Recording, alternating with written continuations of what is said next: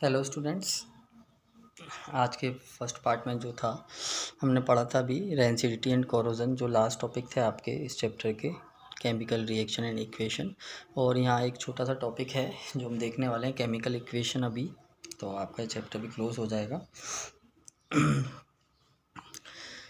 Chemical equations क्या होती हैं? जब भी आप किसी भी केमिकल रिएक्शन को, जो हमने पढ़ी हैं अभी तक, आप सिंबॉलिक रिप्रेजेंटेशन देते हैं उन केमिकल रिएक्शन का, यूज़ करते हैं सिंबल्स को, फॉर्मूलेस को लिखने के लिए, तो उसे हम बोलते हैं केमिकल इक्वेशन।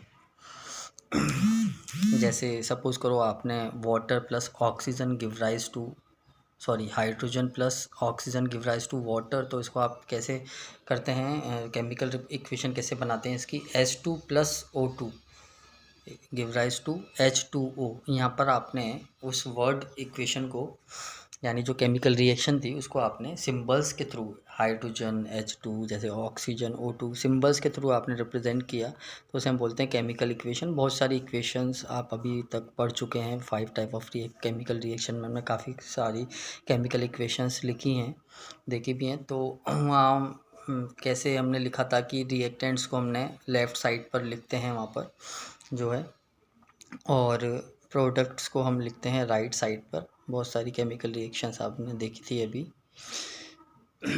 तो दो तरह से ये रिएक्शंस होती हैं, या तो ये होती हैं बैलेंस्ड केमिकल इक्वेशन, या होती हैं unbalanced chemical equation. Balance chemical equation का मीन है जहाँ पर number of reactant and number of product दोनों तरफ इक्वल हों आपके, बोथ साइड, यानी लेफ़्ट एंड राइट साइड पर जो है number of reactant and product जो है वो इक्वल हों, तो वो बैलेंस केमिकल इक्वेशन कहलाती हैं। और अनबैलेंस्ड केमिकल इक्वेशन जो होती हैं उनमें नंबर ऑफ़ एटम्स जो होते हैं रिएक्टेंट में is not equal to number of atoms in products, यानी प्रोडक्ट्स और रिएक्टेंट में नंबर ऑफ़ एटम जो हैं वो इक्वल नहीं होते हैं, इसलिए हम इन्हें अनबैलेंस्ड केमिकल इक्वेशन बोलते हैं। अनबैलेंस्ड केमिकल इक्वेशन का दूसरा नाम स्केलेटल केमिकल रिएक्शन भी होता है। पेपर में इस नेम से आता है आपके। स्केलेटल केमिकल रिएक्शंस जो हैं वो क्या होती हैं? तो वो अनबैलेंस्ड केमिकल इक्वेशन होती हैं जहाँ पर रिएक्टेंट एंड प्रोडक्ट के अंदर नंबर ऑफ़ एटम इक्वल नहीं होते हैं, तो उसे हम अनबैलेंस्ड केमिकल इक्वेशन भी कहते हैं। तो ये छोटा सा टॉपिक है, कैसे बैलेंस करते हैं किसी केमिकल इक्वेशन को, वो हम आप आगे जो आपके लेक्चर अगर बोर्ड पर होते हैं तो वहाँ मैं एक्सप्लेन करूँगा कि कैसे बैलेंस करेंगे अपन उसको। तो ये बेटा आपका चैप्टर, छोटा सा एक टॉपिक था, इसके साथ एंड होता है इस चैप्टर का। अभी तक हम जो हैं 2 चैप्टर्स पढ़ चुके हैं, जिसमें एक लेंथी चैप्टर था आपका लाइव प्रोसेस, उसमें वो ज़्यादा टाइम लेता है। तो 4 सिस्टम है उसके अंदर, न्यूट्रिशन वाला टॉपिक अलग से है, उसमें प्लांट्स में भी हमें देखना है आगे, तो वो देखेंगे। और ये आपका दूसरा केमिस्ट्री का एक चैप्टर है, वो यहाँ ख़त्म हो चुका है, केमिकल रिएक्शन एंड इक्वेशन। तो हम इसे रिकैप करेंगे भी इस चैप्टर को एक बार थ्रू आउट। तो एक और चीज़ कि जो नया चैप्टर आपका स्टार्ट होगा वो फिज़िक्स का स्टार्ट होगा, इलेक्ट्रिसिटी। तो ये जो पुराने 2 चैप्टर्स हैं इनका आप रिवीजन करें ढंग से, इन्हें पढ़ें, लर्न करें, डाउट हो तो पूछें बेटा। तो इसका एक क्विक रिवीजन लेते हैं वापस से, आपके माइंड में जो है सेट हो जाएं चीज़ें। रिवीजन के लिए आप अपने जो नोट्स हैं वो रखें साथ में। इस चैप्टर की स्टार्टिंग से जो है अपन देखेंगे, तो आप एक बार निकाल लें उसे। मैं आपको जो 1 मिनट देता हूँ, उसके लिए आप निकाल के रखें ताकि अपन क्विक रिवीजन करते जाएं। आप एक बार अंडरलाइन भी कर लें मेन चीज़ों पर जो मैं बोलने वाला हूँ इस टॉपिक में, ठीक है? एक बार आप निकाल लें नोट्स को।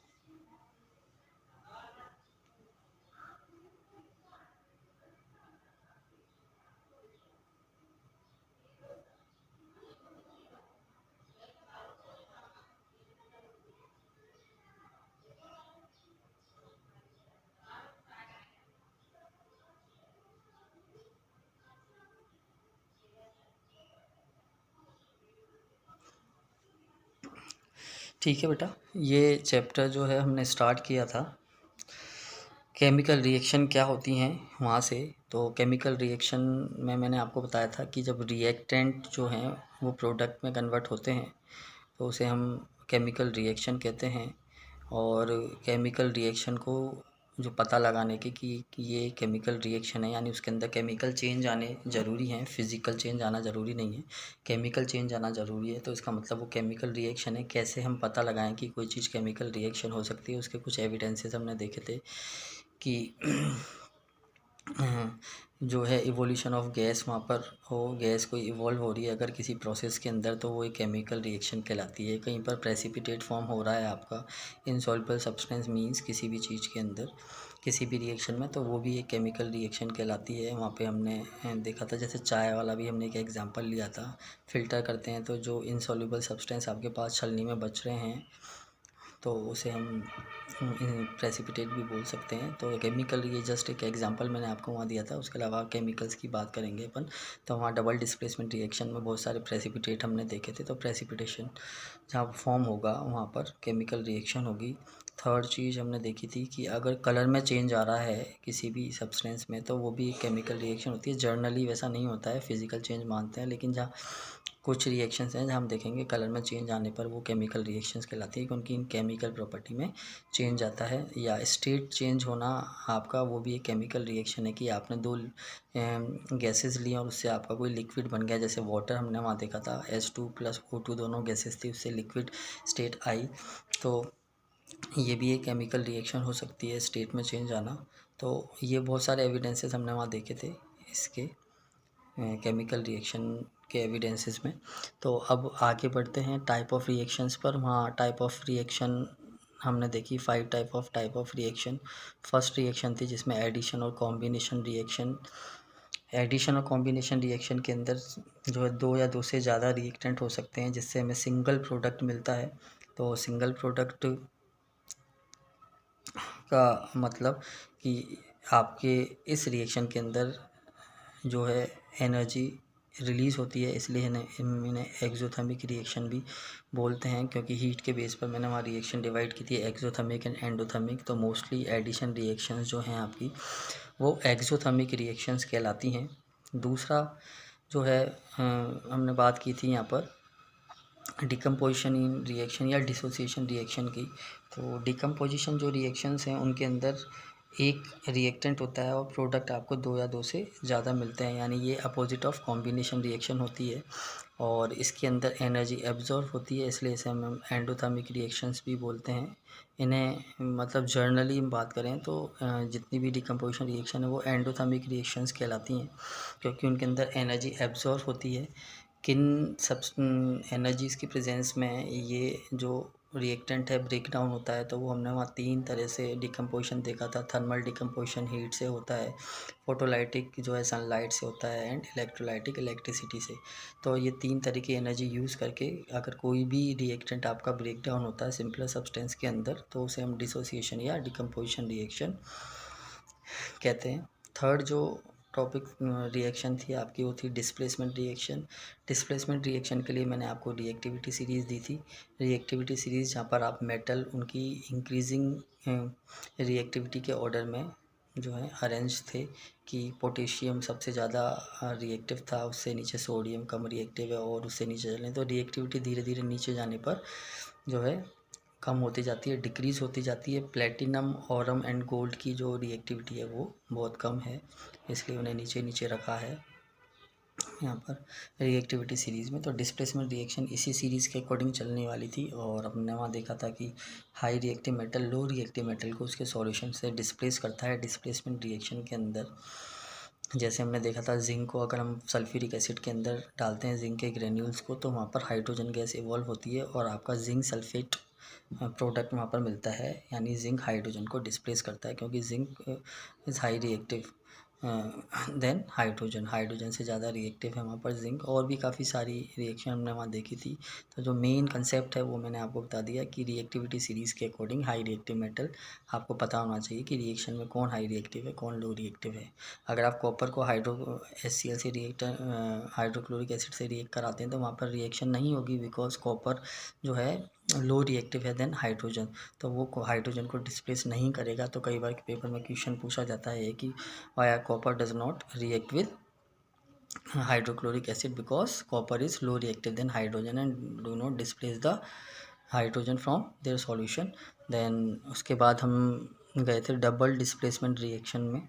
डबल डिस्प्लेसमेंट रिएक्शन को हमने प्रेसिपिटेशन रिएक्शन भी कहा था, क्योंकि वहाँ पर प्रेसिपिटेट फॉर्म होते हैं, इंसॉल्युबल सब्सटेंस फॉर्म होते हैं। न्यूट्रलाइजेशन रिएक्शन भी हमने वहाँ देखी थी। न्यूट्रलाइजेशन रिएक्शन में भी वही दो सॉल्यूशंस होते हैं, तो एक तरह से form of double displacement reaction ही होता है न्यूट्रलाइजेशन रिएक्शन भी।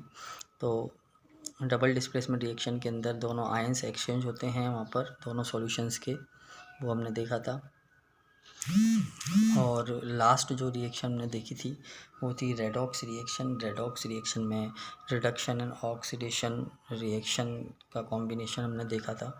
रिडक्शन और ऑक्सीडेशन में डिफरेंस भी देखा था कि ऑक्सीडेशन के अंदर ऑक्सीजन ऐड होती है, रिडक्शन में ऑक्सीजन रिमूव होती है, ऑक्सीडेशन में हाइड्रोजन रिमूव होता है और रिडक्शन में हाइड्रोजन ऐड होता है। तो ये ऑक्सीजन और हाइड्रोजन के बेस पर हमने डिफ्रेंशिएट किया था ऑक्सीडेशन और रिडक्शन का। उसके अलावा इलेक्ट्रॉन्स के लूज़ करने पर और गेन करने पर भी हमने ऑक्सीडेशन और रिडक्शन देखा था कि अगर हम इलेक्ट्रॉन्स को लूज़ करते हैं तो वहाँ कंपाउंड का ऑक्सीडेशन होता है, और अगर गेन करते हैं तो रिडक्शन होता है। तो इस तरह से रेडॉक्स रिएक्शन को काफ़ी एग्जांपल्स हमने वहाँ देखे थे। उसके बाद दो लास्ट टॉपिक जो आज के लेक्चर में हमने लिए थे, रेंसिडिटी एंड कोरोजन, वो मैं आपको बता चुका हूँ कि कोरोजन यहाँ पर आपके सिर्फ रस्टिंग है, आयरन का कोरोजन दिया हुआ है, यानी रस्टिंग प्रोसेस दी हुई है कि जब भी iron eaten up by moisture and air then rust is form. तो रस्ट का फॉर्मूला भी हमने वहाँ देखा था, Fe2O3 dot H2 x mole of H2 हो हाइड्रेटेड आयरन थर्ड ऑक्साइड। उसके अलावा नेक्स्ट हमने देखा था कैसे प्रिवेंट करेंगे हम रस्टिंग को। तो वहाँ गैल्वेनाइजेशन कर सकते हैं आप, है ना, ऑयलिंग और ग्रीजिंग कर सकते हैं, पेंटिंग कर सकते हैं। उसके अलावा नेक्स्ट टॉपिक था लास्ट जो रेंसिडिटी की, aerial oxidation of fat and oils जो है, जिससे उसका टेस्ट और ऑर्डर जो है वो चेंज होता है, उसे हम रेंसिडिटी बोलते हैं। और फूड का जब भी ये चेंज होता है तो उसे कैसे प्रिवेंट करें, तो वहाँ हमने बताया था आपको एंटीऑक्सीडेंट्स आप यूज़ कर सकते हैं, रेफ्रिजरेटर यूज़ कर सकते हैं, वहाँ पर नाइट्रोजन को यूज़ कर सकते हैं। तो ये टॉपिक्स और देखे। लास्ट में हमने केमिकल इक्वेशन वाला टॉपिक देखा था। तो ये बेटा आपके ये चैप्टर क्लोज़ हो चुका है ऑफिशियली, और आप इसे पढ़ें क्योंकि नए लेक्चर के अंदर हम नया फिज़िक्स का एक चैप्टर चालू करेंगे। हो सकता है वो चैप्टर आपका बोर्ड से स्टार्ट हो, सीधा वाइट बोर्ड पर स्टार्ट करेंगे हम। इसका रिवीजन करें। Thank you very much.